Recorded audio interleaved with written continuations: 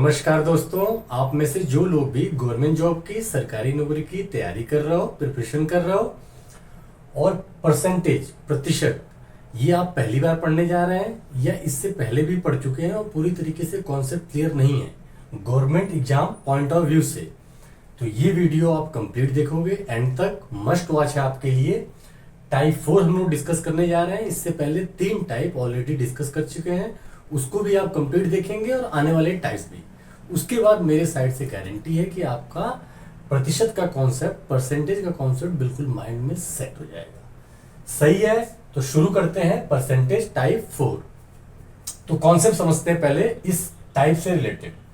तो इसमें हम लोग सक्सेसिव चेंज का, क्रमिक परिवर्तन का कॉन्सेप्ट सीखेंगे। सक्सेसिव का मतलब होता है एक के बाद एक, वन आफ्टर अनदर, है ना। तो उसमें क्या होता है, कोई अगर मान लो कोई चेंज होता है, कोई इंक्रीज भी हो रही है या डिक्रीज, परसेंटेज वाइज अगर देखते हैं तो मान लो कुछ प्रतिशत का चेंज हो रहा है, वो बढ़ रहा है या घट रहा है, उससे भी मतलब नहीं है। तो पहले 1% का इंक्रीज होता है या डिक्रीज, और फिर उसके बाद कुछ चेंज होता है, इंक्रीज या डिक्रीज। तो क्या होगा, जो पहला चेंज है पहले आप उसको चेंज करोगे। कोई चीज अगर इंक्रीज हो रही है तो पहले इंक्रीज करोगे, जितना भी रिजल्टेंट आएगा उस पर फिर अगला चेंज अप्लाई होता है। समझते हैं इस एग्जांपल से। देखो क्या है, 100 पे पहले 20% का इंक्रीज हो रहा है ना। 20% का इंक्रीज हो रहा है तो 100 का 20% कितना होगा, 20, है ना। इसका मतलब 100 पे 20 का इंक्रीज हो गया, तो टोटल कितना हो गया, रिजल्टेंट कितना हो गया, 120। ठीक है, अब जो है 30% का फिर से इंक्रीमेंट हो रहा है। मतलब टोटल ऐसे आप कह सकते हैं कि सक्सेसिव चेंज मतलब 2 चेंजेस हो रहे हैं। पहले कोई चीज 20% बढ़ रही है और फिर उसके बाद 30% बढ़ रही है ना। तो बताइए टोटल इंक्रीमेंट या इफेक्टिव इंक्रीमेंट कितना हुआ। तो 100 पे कोई चीज पहले 20% बढ़ी तो 20 बढ़ी, मतलब 120 हो गया। अब इस पे 30% आप लगाओगे तो 120 का 30% कितना हो जाएगा। हम लोग ऑलरेडी डिस्कस कर चुके हैं, 120 का 30% में हमें सोचना ही नहीं है, ये परसेंटेज इन दोनों जीरो को खा जाएगा और 12 3 जा 36। तो 120 पे 30% का इंक्रीमेंट मतलब 36 का इंक्रीज हो गया, है ना। तो 120 प्लस 36 कितना है, 156। तो इफेक्टिव इंक्रीमेंट या इक्विवेलेंट इंक्रीमेंट या समतुल्य इंक्रीमेंट कितना हुआ, समतुल्य बढ़त कितनी हुई, इक्विवेलेंट इंक्रीज कितना हुआ। तो आप कहोगे कि 100 से टोटल 156 हो गया, तो इसका मतलब टोटल 56 का इंक्रीज हुआ प्लस 56 का, और 100 पे 56 मतलब 56%। कोई चीज भी 100 पे परसेंटेज होती है। क्लियर है। तो अब समझते हैं, इसको जनरलाइज करते हैं ना। जनरलाइज करने का मतलब मैं बोल रहा हूं कि 100 पे पहले x% का इंक्रीज हो रहा है और फिर y% का सक्सेसिव इंक्रीज हो रहा है ना। क्रमिक जो है परिवर्तन हो रहा है। तो x% का पहले इंक्रीज हुआ तो 100 पे x% का, तो x इंक्रीज हो गया, है ना। x% 100 का x ही हुआ, तो 100 प्लस x हो गया। अब इस पे लगाओगे आप y%, है ना। तो 100 प्लस x का 100 प्लस x का y% कितना हो जाएगा, y% का मतलब y अपॉन 100 और 100 प्लस x है ना। जब इसमें आप मल्टीप्लाई करोगे तो इसमें जब करोगे तो 100 कैंसिल आउट हो जाएगा, y और प्लस जब इसमें करोगे तो xy बाई 100, तो y प्लस xy बाई 100, है ना। तो 100 प्लस x तो पहले ही था और y% का इंक्रीज का मतलब है y plus x y by 100 increase हो गया, है ना। हम लोग जनरलाइज कर रहे हैं चीजों को। तो अब टोटल कितना हो गया, 100 प्लस एक्स और प्लस, जैसे इसमें जोड़ रहे थे 120 में 36, तो 100 प्लस एक्स और plus y plus x y by 100, तो टोटल ये हो गया। अब आप देखोगे कि शुरू से अंत तक कितना इंक्रीज हुआ है। तो 100 पे 100 था और 100 प्लस ये हो गया, इसका मतलब x plus y plus x y by 100 increment हुआ है, ठीक है ना। और 100 पे देखोगे तो वही प्रतिशत हो जाता है। तो इसका मतलब कि अगर पहले x सक्सेसिव इंक्रीज जो है x% का है और y% का है ना। तो इक्विवेलेंट इंक्रीज कितना हो जाता है, effective increase, total increase x plus y plus x y by 100, है ना। तो यहीं से हम लोग चीजों को जनरलाइज कर लेंगे क्या कि अगर सक्सेसिव इंक्रीज जो है ना x% है और y% है, ठीक है ना, मतलब कोई चीज सक्सेसिवली क्रमिक रूप से x% बढ़ती है और y% बढ़ती है, तो टोटल इंक्रीमेंट जो हो जाएगा x plus y plus x y by 100 overall, है ना। और देखो यही यही जो कॉन्सेप्ट लगता है ना वो हमारा कंपाउंड इंटरेस्ट में चक्रवृद्धि ब्याज में लगता है। उसमें जो भी ब्याज होता है ना, जैसे मान लो 10% ब्याज है 100 रुपए पे, तो पहले साल 100 पे 10% ब्याज मिलेगा, 110 हो जाएगा। अब 110 पे आपको अगले साल 10% का ब्याज मिलता है, ठीक है। तो ये एक अलग से टॉपिक है, चैप्टर है, इसका अगला चैप्टर ही हम लोग इसको डिस्कस करने जा रहे हैं।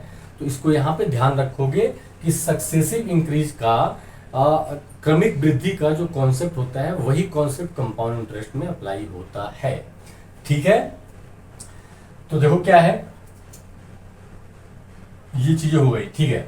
अब देखो क्या है, ये चीज हम लोग जनरलाइज कर दिए कि अगर कोई चीज सक्सेसिवली x% और y% का इंक्रीमेंट होता है तो टोटल इंक्रीमेंट जो हो जाता है x plus y plus x y by 100 हो जाता है परसेंटेज में, है ना।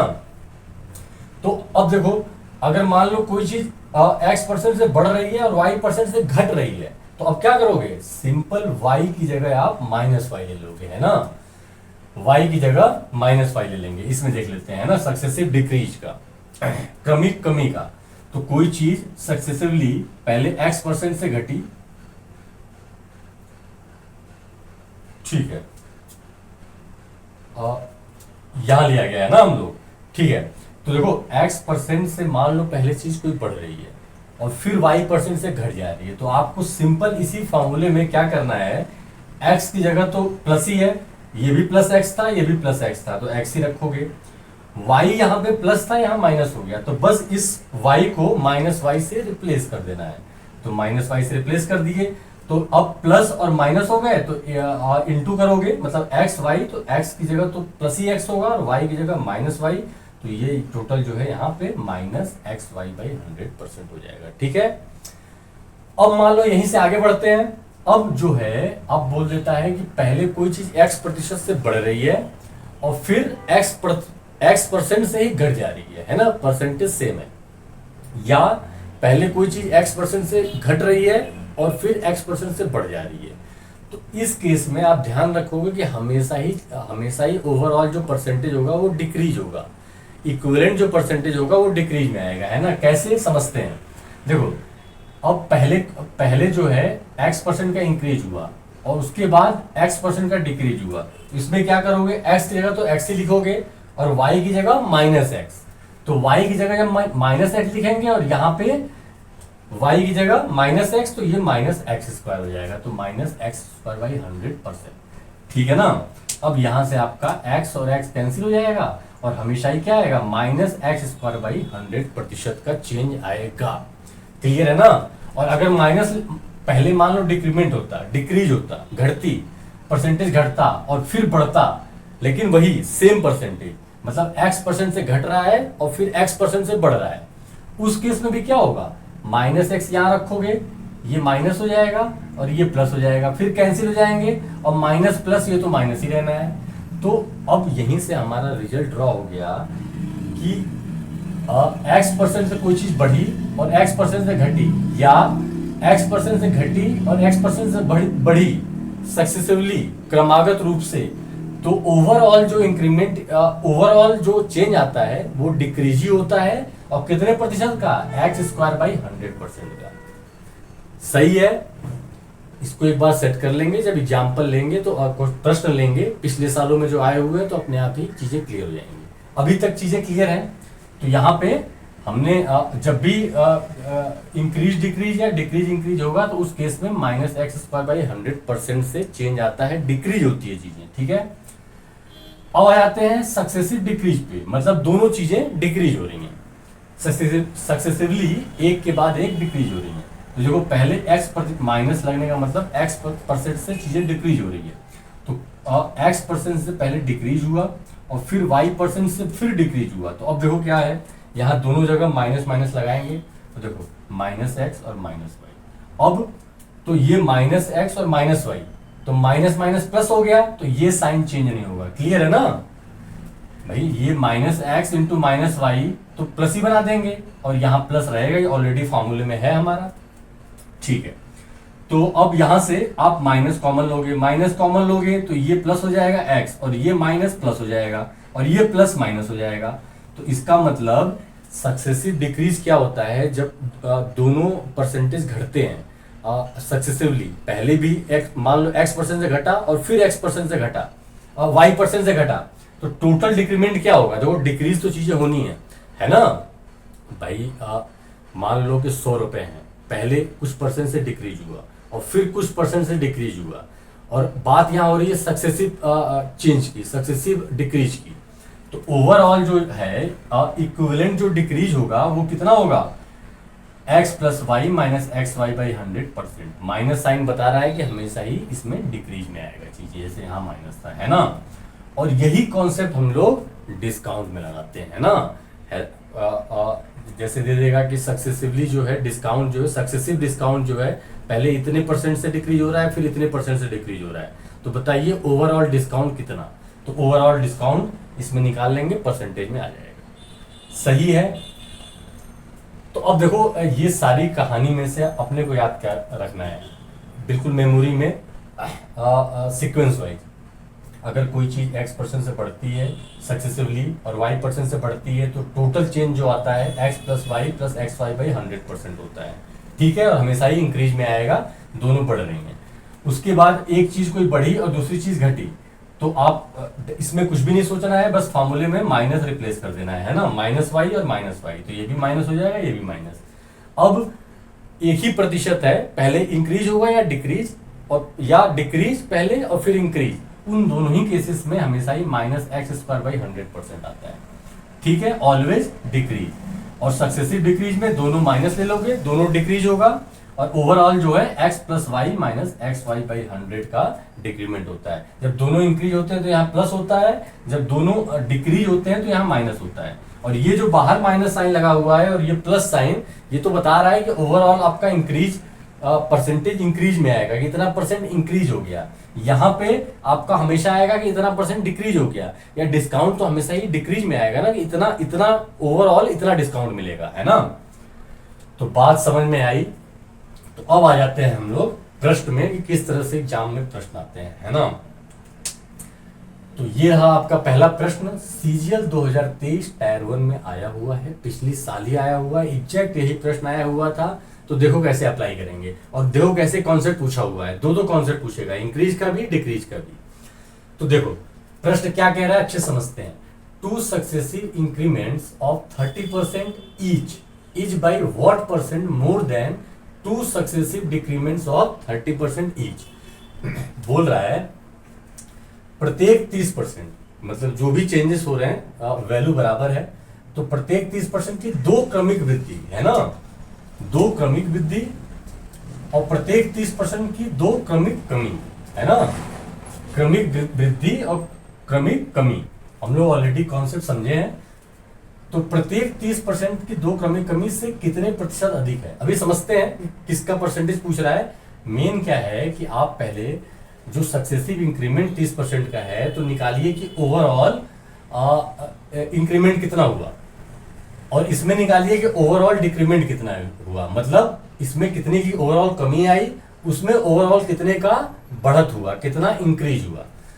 तो और जब इंक्रीज वाले में देखोगे इंक्रीमेंट में सक्सेसिव, तो देखो अब कैसे अप्लाई करेंगे, ये वाली चीज है ना, 30% प्लस 30%। तो देखो x और y दोनों जगह हम लोग 30 और 30 ले लेंगे, ठीक है ना। तो 30 प्लस 30 और प्लस, मतलब x और y बराबर है, तो 30 प्लस 30 प्लस 30 इंटू 30 अपॉन 100%। तो ये 60, ये आपका 60, और यहाँ काटोगे 2 जीरो कट जाएंगे, तो 3 9, तो 60 प्लस 9 69% हो गया। और हमेशा ही इंक्रीज दोनों हो रहे हैं परसेंटेज, तो हमेशा ही इंक्रीज, ठीक है ना, मतलब 69% का इंक्रीज। ठीक है, अब देखो यहाँ पे -30% -30%, मतलब दोनों ही डिक्रीज हो रहे हैं, दोनों डिक्रीज हो रहे हैं, तो ये वाला फॉर्मूला लगा लोगे। तो क्या माइनस में, अब ब्रैकेट में 30 प्लस 30, ये माइनस, देखो ये जो प्लस लेते हो आप, ये जो प्लस लेते हो और ये माइनस लेते हो, अंततः ये आपको बताएगा कि टोटल ओवरऑल इंक्रीज हो रहा है और ओवरऑल डिक्रीज हो रहा है ना। तो इससे कंफ्यूज नहीं होना है, इससे कंफ्यूज नहीं होना है, ठीक है ना। ठीक है, तो अब देखो, तो x plus y minus x y by 100, x और y दोनों बराबर हैं, तो 30 प्लस 30 माइनस 30 इंटू 30 बाई 100, ठीक है ना। यहाँ पे 30 प्लस 30 माइनस नहीं, ये वाला केस नहीं, ये वाला है ना, 30 प्लस 30 माइनस 30 इंटू 30 अपॉन 100, ठीक है। तो अब जो है ये फिर से कट जाएंगे और आपका 60 और माइनस 9, तो क्या हो जाएगा 51%। तो मतलब ओवरऑल डिक्रीमेंट जो हुआ है वो 51% का हुआ है, ओवरऑल इंक्रीज जो हुआ है वो 69% का हुआ है ना। इक्विवेलेंट इंक्रीज और इक्विवेलेंट डिक्रीज है ना, समतुल्य बढ़त और समतुल्य कमी। तो अब प्रश्न देखो क्या पूछ क्या रहा है, इस पे फोकस करो कि 2 सक्सेसिव इंक्रीमेंट्स ऑफ 30% ईच, तो 2 सक्सेसिव इंक्रीमेंट है ईच बाई व्हाट परसेंट। पहले तो ये आया कितना 69% आया, ठीक है ना। तो अब बोलेगा 69% is by what percent more than 2 successive decrements of 30% each, इसकी वैल्यू क्या आई है 51%, है ना।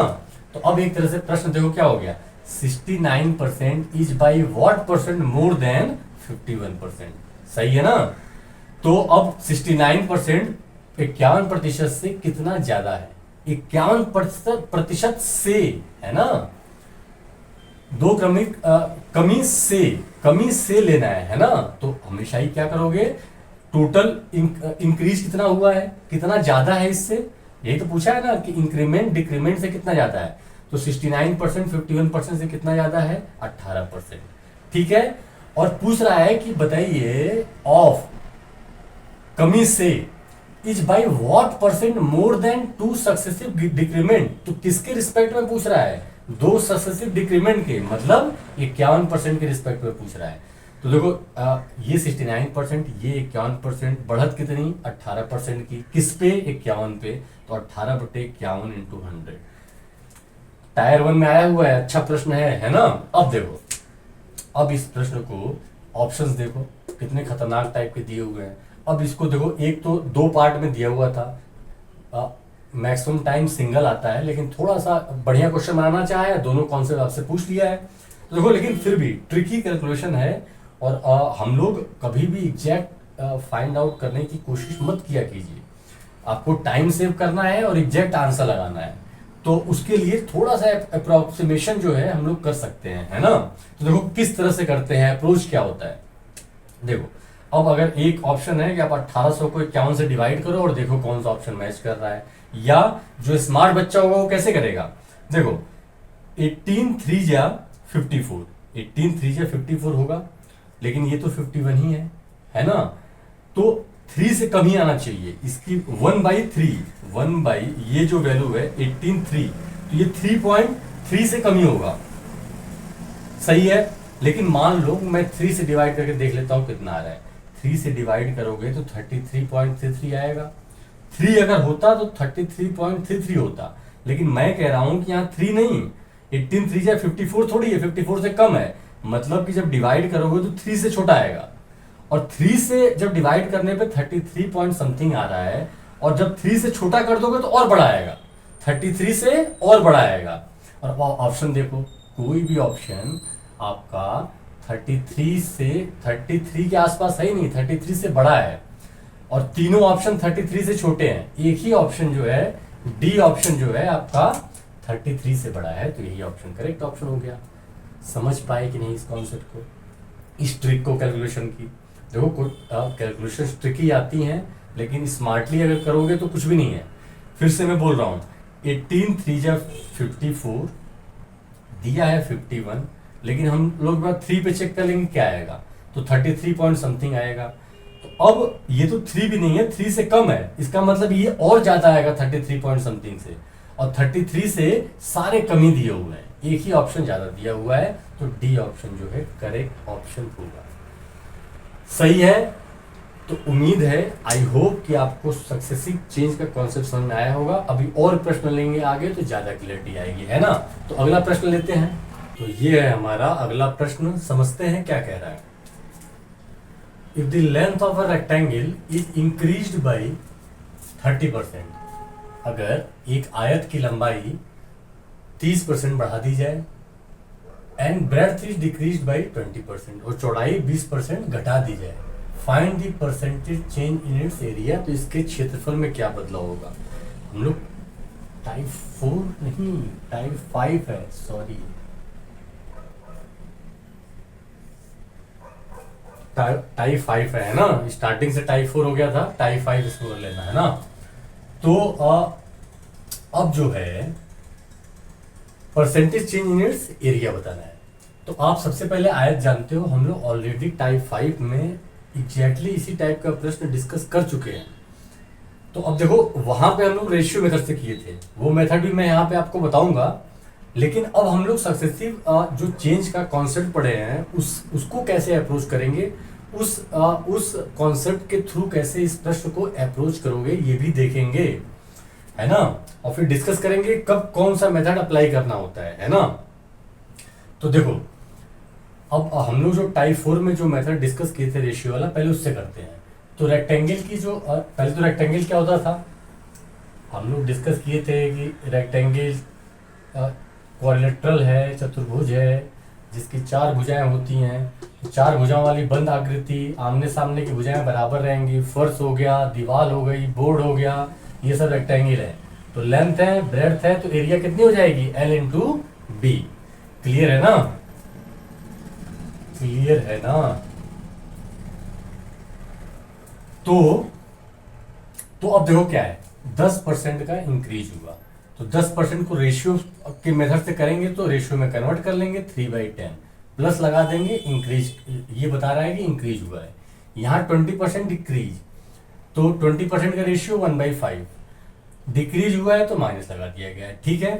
तो अब जो है लेंथ जो है, पहले अगर ओरिजिनल जो लेंथ थी वो अगर 10 यूनिट थी तो अभी कितनी हो गई, 13। तो ओरिजिनली अगर 10 थी, इनिशियली 10 थी, तो अभी 13 हो गई। चौड़ाई अगर शुरुआत में 5 यूनिट थी तो अभी कितनी हो गई, 1 घट के 4 यूनिट हो गई, ठीक है। तो अब शुरुआत में आपका एरिया कितना हो जाएगा, लेंथ इंटू ब्रेड्थ, तो 10 5 जा 50, और अंत में फाइनली 13 4 जा 52।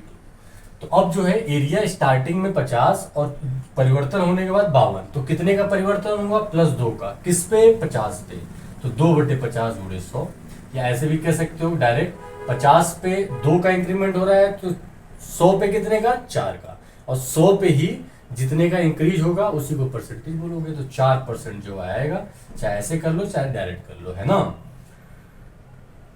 ठीक है। और 4% का जो है ना हमारा इंक्रीज आएगा, इंक्रीज +2 है ना, अगर -2 आता है तो डिक्रीज आता है ना। तो अब ये तो हमारा रेशियो मेथड से हो गया, जो हम लोग ऑलरेडी टाइप 4 में सारे प्रश्न रेशियो मेथड से किए थे। अब देखो सक्सेसिव मेथड से कैसे इन प्रश्नों को अप्लाई करोगे, है ना। तो अगर 30% का इंक्रीज हुआ है तो पहले 30% का इंक्रीज और फिर 20% का डिक्रीज। तो अब जो है तो ये इस टाइप के प्रश्नों में सक्सेसिव का कॉन्सेप्ट लगता है ना, क्रमिक का कॉन्सेप्ट लगता है। कैसे, तो अब ओवरऑल जो परसेंटेज चेंज आएगा वो देखो क्या है, ओवरऑल आप सक्सेसिव परसेंटेज चेंज निकाल दो। तो सक्सेसिव परसेंटेज चेंज कैसे निकालेंगे, अगर x% और -y% है तो x, ये -y और -xy/100%। अच्छे से समझ चुके हैं इसको। तो अब जो है 30, x की जगह 30, y की जगह -20, -30 × 20, 0 0 कैंसिल, 0 0 कैंसिल, तो 30 - 20 10, तो 10 और -6 4% आ गया, सही है। तो आप डायरेक्ट भी इस फॉर्मूले की मदद से, सक्सेसिव चेंज की मदद से आप डायरेक्ट इस प्रश्न को कर सकते हो। अब देखो फायदा क्या है, देखो रेशियो मेथड कब लगाते हो आप, देखो इसमें तो आप दोनों मेथड लगा सकते हो, है ना, दोनों मेथड में कोई बुराई नहीं है, फास्ट हो जाएगा। लेकिन अगर मैं आपसे बोलूं कि यहाँ पे अगर 30% नहीं दिया होता 16 2/3% दिया होता, मान लो 16 2/3% का इंक्रीज हो रहा है दिया होता, है ना, और मान लो दिया होता कि 12.5% का डिक्रीज हो रहा है, तो अब इस केस में अगर इसको लगाओगे तो सब कुछ पॉइंट में आएगा, कैलकुलेट करना मुश्किल हो जाएगा। तो अब देखो इसका रेशियो क्या होगा, हमको पता है कि 1/6 होता है, और इसका रेशियो 1/8 होता है, माइनस हो जाएगा। तो अब इस चीज को रेशियो मेथड से करना आसान है। तो इस टाइप के प्रश्नों में जहां पे हमें परसेंटेज 25%, 20% इस टाइप के नहीं दिए हुए हैं, है ना, पॉइंट में आ रहे हैं, है ना, तो उस केस में, और आपको अगर पता है कि जो परसेंटेज कॉम्प्लिकेटेड दिया है डायरेक्ट रेशियो में कन्वर्ट कर सकते हो, तो उसको डायरेक्ट रेशियो मेथड से। अब इसमें ये मेथड सबसे ज्यादा इफेक्टिव कहाँ होता है?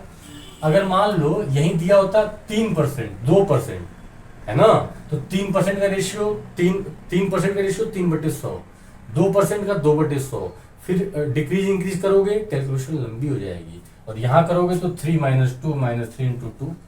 तो हमेशा ही जब छोटे परसेंटेज दिए हों तो परसेंटेज सक्सेसिव मेथड से किया कीजिए, और जब इस टाइप के रेशियो में अगर दिए हों तो इस मेथड से, है ना।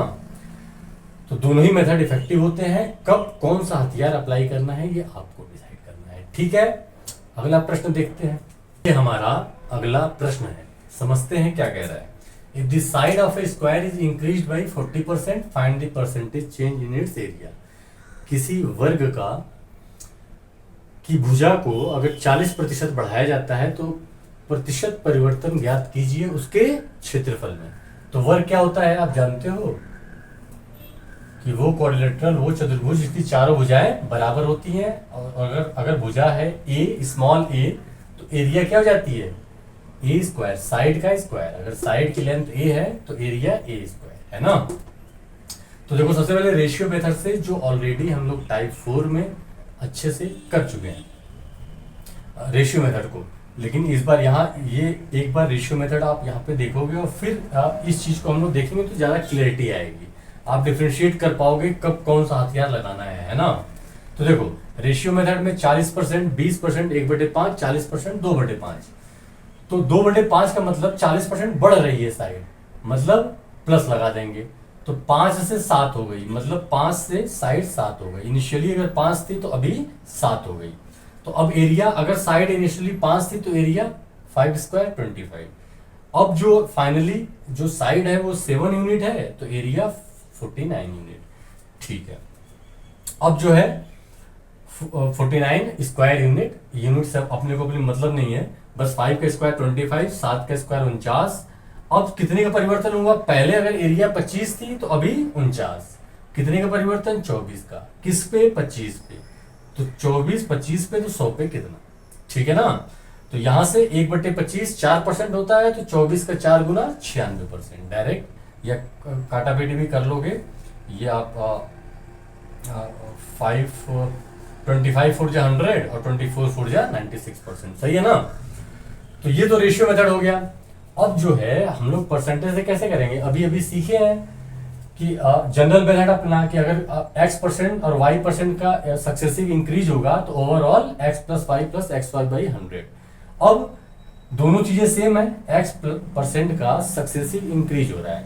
तो देखो अब जो यहाँ पे स्क्वायर की साइड इंक्रीज होना ना, मतलब वो सक्सेसिव इंक्रीज हो रहा है। इसी कॉन्सेप्ट को इसमें अप्लाई करेंगे, डायरेक्ट आंसर आ जाएगा। कैसे समझते हैं? तो अब देखो यहाँ x तो यहाँ x, y तो यहाँ x, क्योंकि x दोनों ही बराबर हो गए x और y, तो x + x + x² 100%, ठीक है। अब देखो अपने केस में x कितना है? 40% है ना। तो x की जगह 40 रखोगे, 40 + 40, 40 × 40/100, ठीक है ना। यहाँ अब 0 0 कैंसिल आउट हो जाएगा, तो 40 40 80 और 4 4 16 96%। तो ये वर्बली किया जा सकता है ना, बिना पेन उठाए भी। और इस प्रश्न में तो मान लो रेशियो ठीक है, अगर छोटे प्रतिशत होते, 2% का इंक्रीज बोलता तब क्या करते? तो 2% तो 2/100 1/50, तो 50 से 51 करते, 50 से 51, फिर अब 50 क्या करते? 2% अगर होता इंक्रीमेंट तो आपका क्या होता? 2/100 1/50, तो 1/50 मतलब 50 से 51, तो 50 से 51 करोगे, 50 का स्क्वायर करोगे, 50 टफ हो गया। तो जैसे छोटे परसेंटेज जब होते हैं तो ये अप्लाई कर लेते हैं ना। और हमारे जो इजिली अगर मान लो यही देता है 16 सही 2/3% का इंक्रीमेंट हो रहा है, तो फिर ये कभी नहीं लगाओगे, है ना। वहां पे फिर कैलकुलेशन टफ हो जाएगी। 16 सही 2/3% आपको देगा। अगर इतने का इंक्रीज हो रहा है, सक्सेसिव इंक्रीज हो रहा है, तो आप इसको रेशियो में कर लोगे 1/6, 6 से 7, 6 से 7, तो इजी हो जाएगा, है ना। क्लियरिटी आई। अगला प्रश्न लेते हैं। तो ये है हमारा अगला प्रश्न, समझते हैं क्या कह रहा है। Salary of a person is first increase by 20%। किसी पर्सन का, किसी व्यक्ति का वेतन जो है पहले 20% इंक्रीज होता है और उसके बाद then it is decrease by 20%, उसके बाद 20% का डिक्रीज हो जाता है, कमी हो जाती है। चेंज इन हिज सैलरी, उसके सैलरी में परिवर्तन ज्ञात कीजिए। और ऑप्शन देखेंगे तो समझ में आएगा कि परसेंटेज परिवर्तन कितना है ना। और परसेंटेज में ही आपका इंक्रीमेंट डिक्रीमेंट भी दिया है, तो एग्जैक्ट आ भी नहीं सकता है। ठीक है, तो आप कितने परसेंट का इंक्रीज होगा, कितने परसेंट का डिक्रीज, ये निकालना है। तो हम लोगों ने डिस्कस किया था कि अगर x% का इंक्रीज होता है और x% का सक्सेसिव डिक्रीज होता है ना। जैसे इस केस में है कि पहले इंक्रीज होगी, अब इंक्रीज हो गई, जितनी सैलरी बनेगी उस पे 20% डिक्रीज होगा, इस तरह से काम करता है। तो अभी इसी टाइप में हम लोग अच्छे से समझे हैं। तो अगर इंक्रीज और डिक्रीज सेम होगा तो ओवरऑल जो होता है डिक्रीज होता है, ओवरऑल जो होता है डिक्रीज होता है, कमी होती है। और कितने की, x²/100 की। जो माइनस लगा हुआ है ना, इसका मतलब डिक्रीज हमेशा आएगा। और डिक्रीज कितने परसेंट का आएगा, x²/100% का, है ना। जैसे इस केस में डायरेक्ट इसी में रख दो, हमारा कितना है 20% है, तो प्लस 20% पहले इंक्रीज हुआ और फिर सैलरी जो है 20% माइनस, मतलब डिक्रीज हो गई। तो ओवरऑल क्या हो जाएगा इसका, ओवरऑल इंक्रीज होगा या डिक्रीज होगा, देखते हैं। तो -20 का स्क्वायर, 20 का स्क्वायर अपॉन 100, है ना। और ये परसेंट आएगा, तो -400 अपॉन 100 -4%। तो -4% का मतलब है डिक्रीज। ध्यान दीजिएगा, यहाँ पे सावधानी हटी दुर्घटना घटी।